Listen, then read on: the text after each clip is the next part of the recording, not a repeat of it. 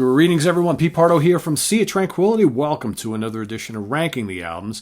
Today we're going to look at the studio discography of a great British band, one of the pioneers of the twin guitar harmony style in rock music. Okay, they debuted with their first album in 1970. They've been thrilling audiences ever since with their dual guitar attack, along with the Allman Brothers, and later on, Thin Lizzy and Judas Priest, who all the bands are, right? But a lot of them look to Wishbone Ash as the band that kind of really got that started, at least, in like the kind of like the blues rock, hard rock, prog type of thing, right?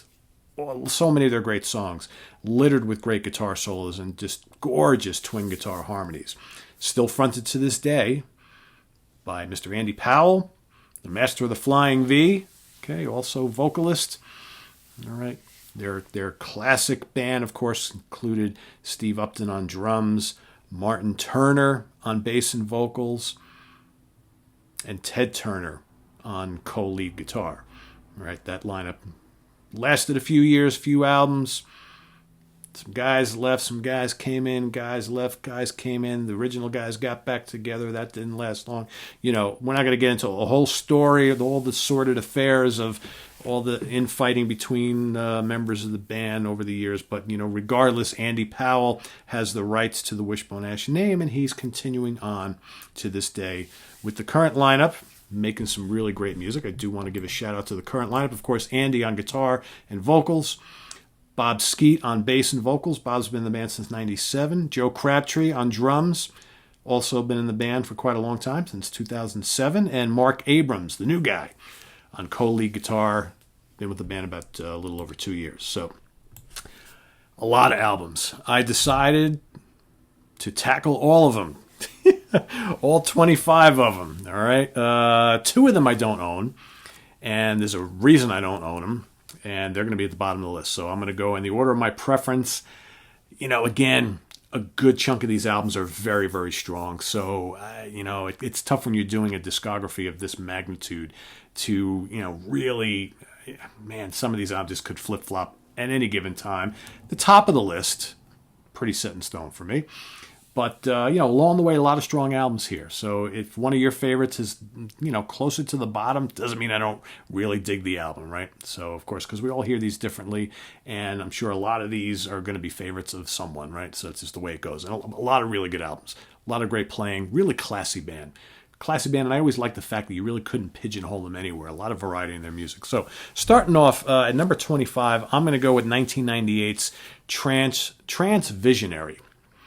All right, and number 24 is going to be Psychic Terrorism. So they released both of those albums kind of back-to-back in 1998. I don't know what they were thinking. Andy decided he was going to hook up with this guy, Mike Bennett, who was big in the kind of ambient trance techno world, to release these, like, Wishbone Ash doing, like, techno dance ambient music. For me, it doesn't even sound anything like Wishbone Ash. The fact that it even has like Wishbone Ash name on it, it's like, it's unlistenable. Both albums are like completely unlistenable to me. I'm not really into that style anyway, but it's just like, there's no identity of Wishbone Ash on any of those albums. You hear little glimpses here and there, but it's just like, I really don't know. That was, I guess, an experiment that did not work. Those albums did not sell well. I have yet to come across any Wishbone Ash fan who loves those albums. I'm sure we're going to have some here. And if you do, that's cool.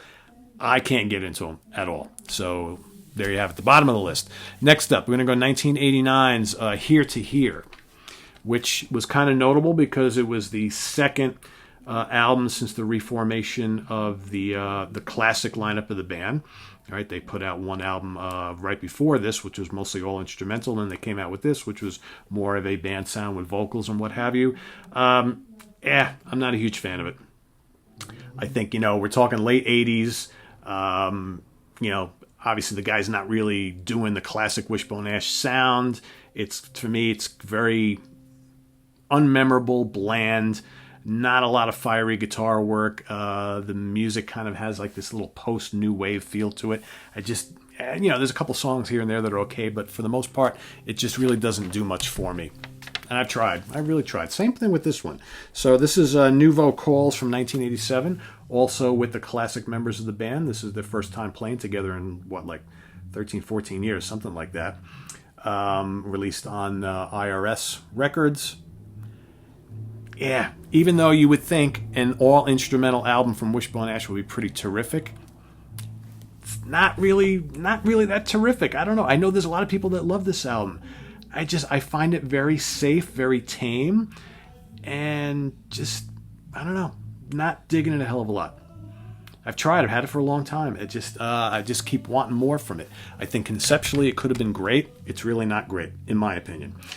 All right, next up, coming in at number, where are we? 21. I'm going to go with A Strange Affair from 1991. Not a terrible album. All right. By this time, that classic lineup of the band had already kind of splintered. All right, that did not last too long. Robbie France and Ray Weston coming into the band at this point. It's okay. It's still kind of lightweight. All right, but title track is fun. Dream Train, Rollin'. It's okay. It's all right. That's one of those Wishbone Ash albums I really don't reach for too much. Next up, number 20. We're going to go with Raw to the Bone from 1985. I know a lot of people say that that's one of the worst album covers of all time. Yeah. Not a bad album. Again, the mid-'80s saw, Wishbone Ash originally trying to do some heavier stuff, kind of like the new wave of British heavy metal on the album before it. This one also is pretty rockin', maybe a little generic sounding. Not a lot of those tasty guitar licks. It's a little more kind of, in your face. I don't know. Don't Cry, People in Motion. Yeah, it's okay. Perfect Timing, Cellophane. I don't know. It's okay. It's not a bad album. It's not a great Wishbone Ash album. I think a little more successful is Twin Barrels Burning. Just trying to get the year, 1982. So again, this is that kind of heavier album I was talking about. So here, kind of that like bluesy, jazzy, boogie type of thing that the band had always done, the folkiness, a little bit of prog. Not really apparent here. This is more of a straight-up hard rock album, and not a bad one, I might add. Not a bad one. Here you got, Andy Powell along with Steve Upton on drums. You got Trevor Bolder on vocals and bass.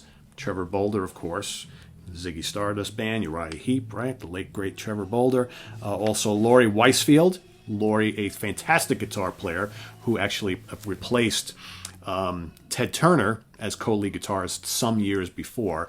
This, I think, was his second to last album with the band. He appeared on quite a few of their releases. Great player. A really great player, pretty good singer as well.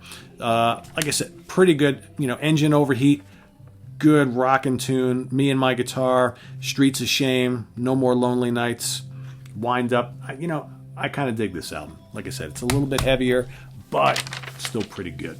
Still pretty good. All right, what do we got next? We've got, from 2006, coming in number 18, I'm going to go with Clandestiny. I find most of the more recent Wishbone Ash albums from like the 2000s and ons pretty damn solid. Pretty damn solid. A lot of them, they have a similar tone and feel to them. A little more straight bluesy rock, not a lot of the folk stuff going on.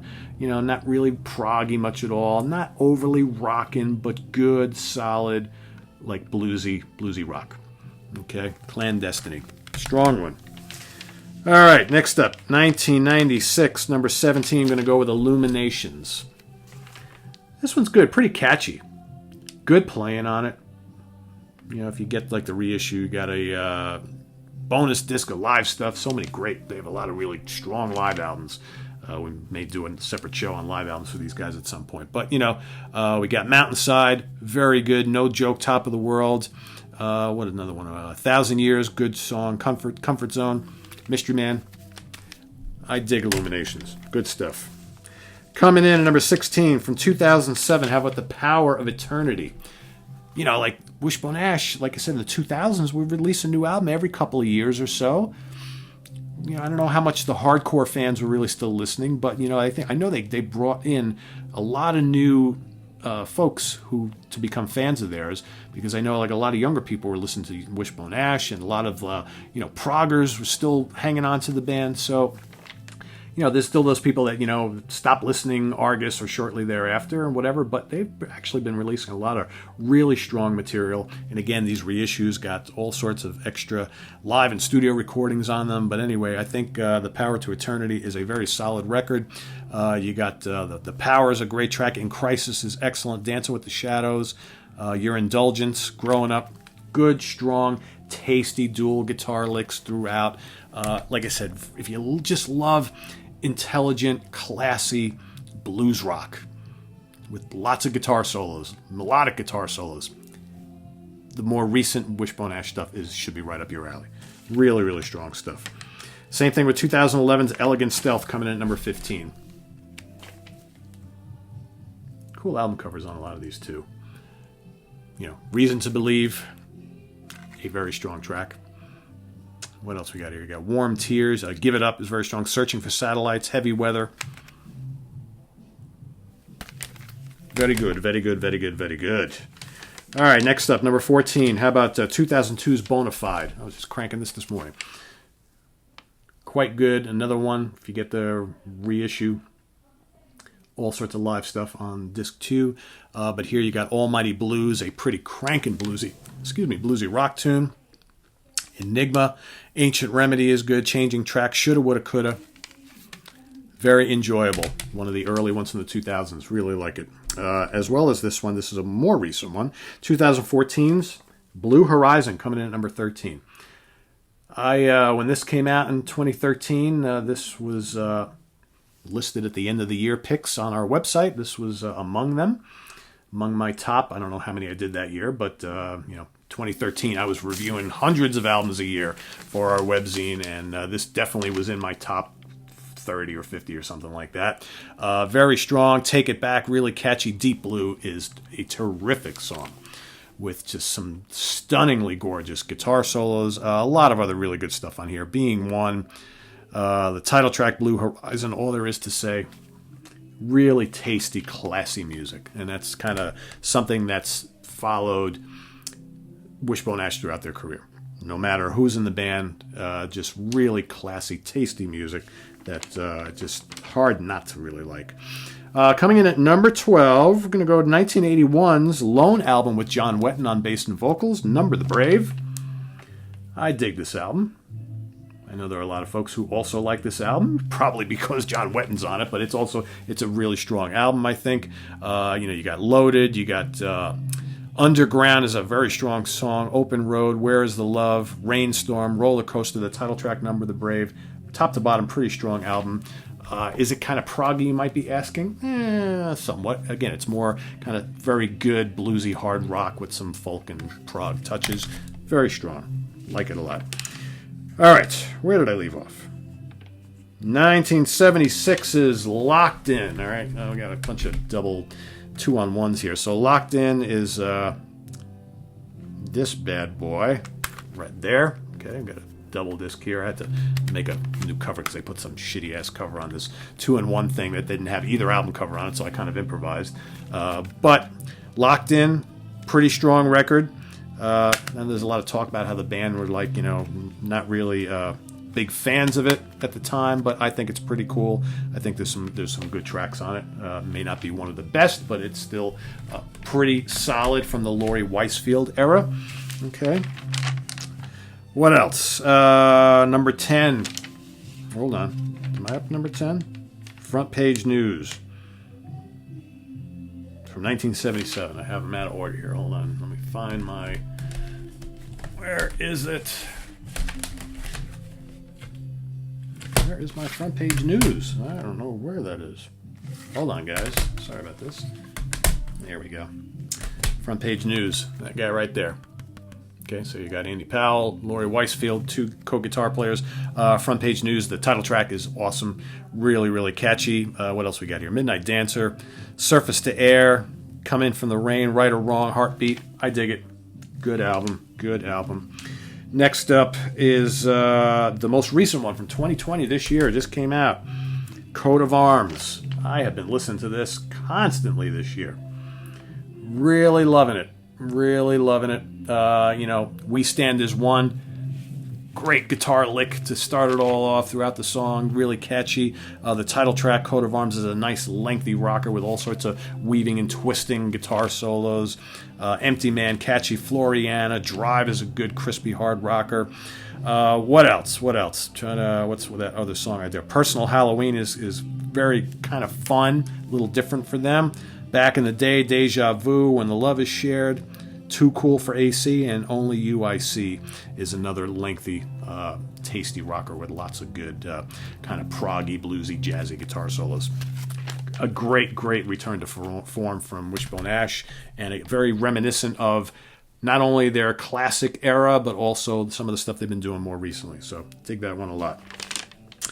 All right, next up, coming in at number 8 from 1976, New England. That's the other half of this one I just showed you. Right there. I'm a big fan of this album. Mother of Pearl is a killer song. I like, they had right around, and during the Laurie Weisfield era, they had a lot of really catchy hooks going on in their music.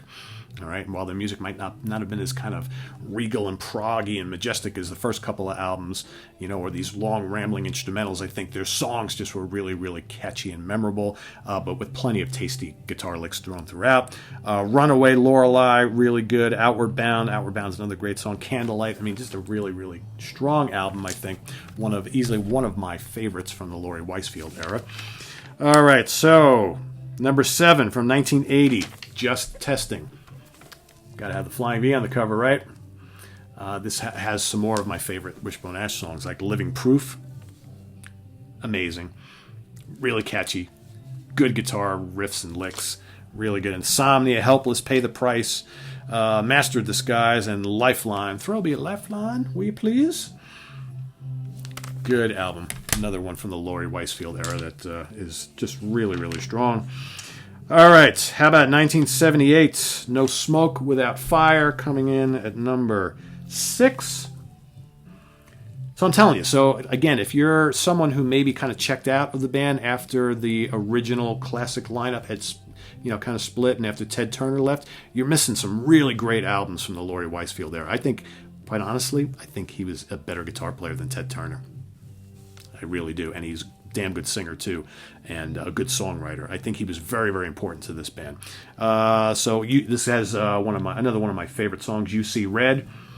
Great anthem. What else? Ships in the Sky, Stand and Deliver, Anger and Harmony, Like a Child. Great stuff. Good, melodic, tasty, weaving, twisting, searing guitar solos. Fantastic.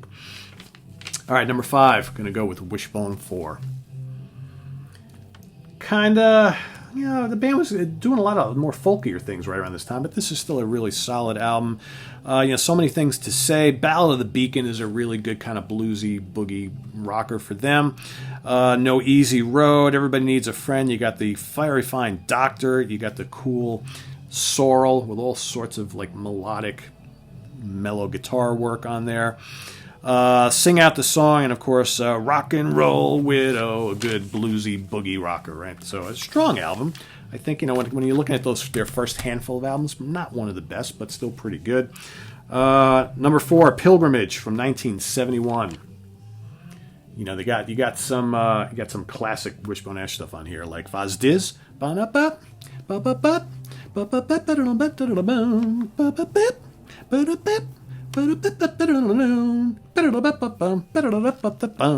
good stuff. Great guitar work in that song.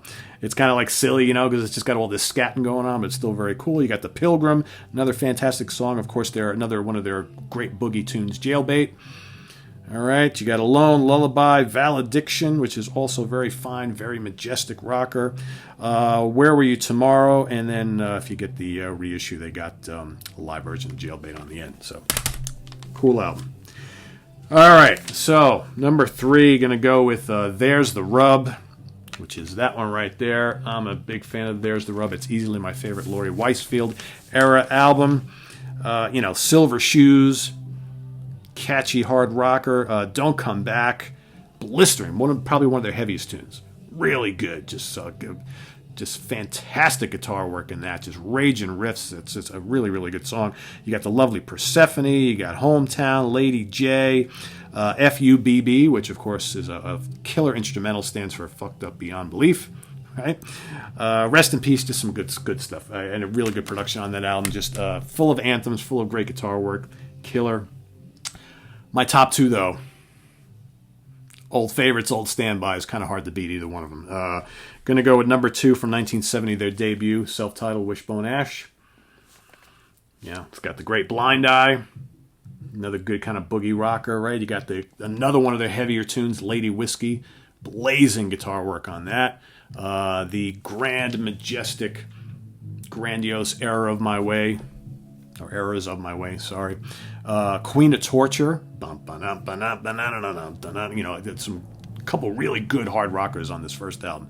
Then you got the lengthy, handy, bluesy rocker, lots of blistering solos, and then of course the amazing Phoenix.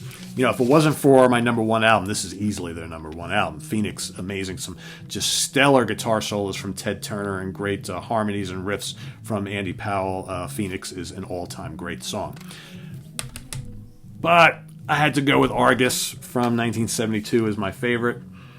You know, it's just, it's got the wonderfully hook-laden Time Was. I mean, this, most people, you know, prog rock fans always kind of go to this album as their grandest prog spectacle. And I guess you could say there's plenty of prog rock on here. It's still just really good bluesy hard rock, but there's definitely more intricate arrangements and guitar passages and things like that.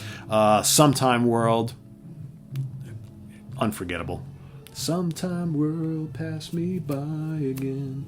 Carry you, carry me. Fantastic stuff. You got Blowin' Free, another one of their great boogie bluesy rockers, right? The King Will Come. And you got like these great, really majestic hard rockers. You got The King Will Come, Leaf and Stream. I Have to Be a Warrior, another great song. And of course, Throw Down the Sword. So, you know, here you got these kind of, you know, medieval Tolkien-inspired fantasy lyrics, right? Just fantastic, a fantastic album. And, you know, quite frankly, these two are pretty indispensable. And There's the Rub comes in number 3 for me. But, man, if you never listened to Wishbone Ash before, just go out and buy these two. Just do it today. Go onto Amazon or wherever it is you order your stuff from and just put them in your cart, give them your credit card information, and order it. Get it as ASAP. Great stuff. So there you have Wishbone Ash in just under 23 minutes. So coming in at number 1, Argus. Number 2, Wishbone Ash. Number 3, There's the Rub. Number 4, Pilgrimage. Number 5, Wishbone 4. Number 6, No Smoke Without Fire. Number 7, Just Testing. Number 8, New England. Number 9, Coat of Arms. Number 10, Front Page News. Number 11, Locked In. Number 12, Number to Brave. Number 13, Blue Horizon. Number 14, Bonafide. Number 15, Elegant Stealth. 16, The Power of Eternity. 17, Illuminations. 18, Clandestiny. 19, Twin Barrels Burning. 20, Raw to the Bone. 21, Strange Affair. 22, Nouveau Calls. Number 23, Here to Here. Number 24, Psychic Terrorism. And number 25, Trance Visionary. I would say... you know, if you're looking to explore Wishbone Ash, I would say forget those last two. Like, again, there's probably going to be people out there being like, but I love those albums. I love techno music and trance and all that kind of stuff. It's like, well, you know what? Cool. More power to you. I can't listen to them. I've tried. That ain't Wishbone Ash for me. So this is on the web at www.seaoftranquility.org. We're on Facebook. We're on Twitter. Of course, we're here on the mighty YouTube all the damn time. Coming up tomorrow, we've got 1975, favorite album of the year. We've got part 3. And I may give you part 4 because it's already recorded, and I'm going to have to do a part 5 of my tour of my T-shirt collection, my band and concert T-shirt collection. So maybe I'll just throw those out to you tomorrow, or maybe I'll give you one tomorrow, one Friday. We'll see what kind of mood I'm in. And I've got some more Ranking the Album stuff coming up, as well as this weekend. Steve Keeler, Brian Slagle from Metal Blade Records. We're getting together once again. We're trying to do these every Saturday to talk some metal. We're going to be ranking the studio albums of thrash metal veterans, titans, Exodus. So you don't want to miss that. So otherwise, guys, we'll see you tomorrow. Have a good one. Take care and enjoy. Bye-bye.